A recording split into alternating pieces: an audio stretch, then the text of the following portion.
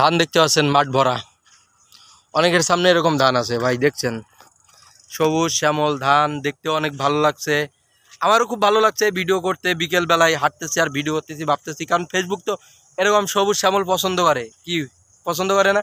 অবশ্যই আপনারা চলার সাথে সাথে, ফেরার সাথে সাথে যখন হাঁটবেন চলবেন, যদি এরকম সবুজ কিছু পান অবশ্যই ভিডিওর মাধ্যমে তুলে ধরবেন, তাতে এত ভালো হবে।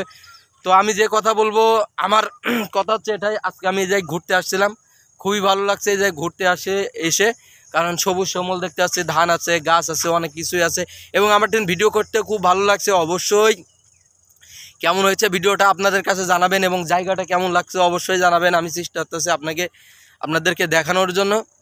আমি আমার এই যে দেখছেন কি সুন্দর জায়গা, কি সুন্দর পরিবেশ, এই কারণে ভিডিওটা করতেছি, খুবই ভালো লাগতেছে। বিকেলে ঘুরতে আসছিলাম একা একা, জায়গাটা অনেক সুন্দর আছে। এই যে দেখছেন, আসলে পরিবেশের সাথে মাঝে মাঝে ঘুরতে বের হবেন, তাহলে মনটাও ভালো থাকবে।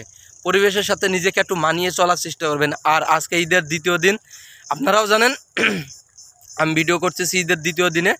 একটু ঘুরতে আসছিলাম বাড়ির পাশে আর কি। অনেক দিন মাঠ, আমরা যেদিকে থাকি ঠিকমতো ধান টান নাই তো, আর সেরকম সবুজ শ্যামল জায়গা নাই, তাই ভিডিও বানাতে খুবই কষ্ট হয়ে যায়। তারপরও আজকে একটু বের হয়েছি একা একাই, ফ্যামিলি ছাড়াই, তাই ভাবছি একটু সবুজ শ্যামল আছে এই জায়গার দিকে, তাই ভাবতেছি একটু ভিডিও বানিয়ে নিই। এই যে ভিডিও বানাইতেছি, তাই অবশ্যই কেমন হয়েছে, আপনাদের কেমন লাগতেছে জানাবেন।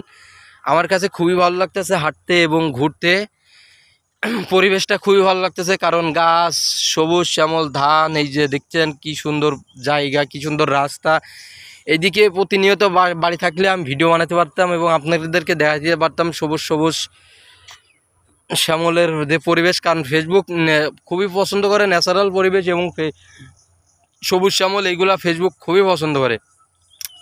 তাই অবশ্যই ভিডিও বানানোর সময় সবাই চেষ্টা করবেন সবুজ শ্যামল থেকে ভিডিও বানানোর। এই যে ধান দেখছেন, ধানগুলা মাশাআল্লাহ, আল্লাহর রহমতে অনেক সুন্দর হয়েছে ধানগুলা। অবশ্যই দোয়া করবেন চাষিদের জন্য।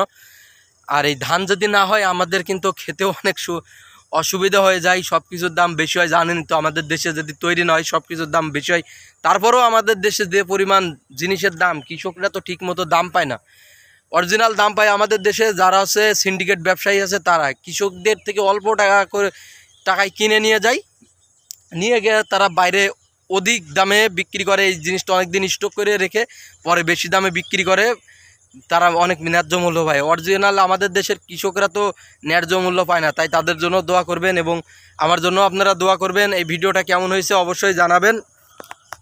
আমি অবশ্যই দেখানোর চেষ্টা করলাম আপনাদেরকে। ওই যে একটা দূরে দেখতে পাচ্ছেন বক। যদি ভিডিওটা আপনাদের কাছে ভালো লাগে অবশ্যই ভিডিওটা শেয়ার করে দিবেন, আর কেমন লাগছে আপনাদের কাছে কমেন্টে জানাবেন।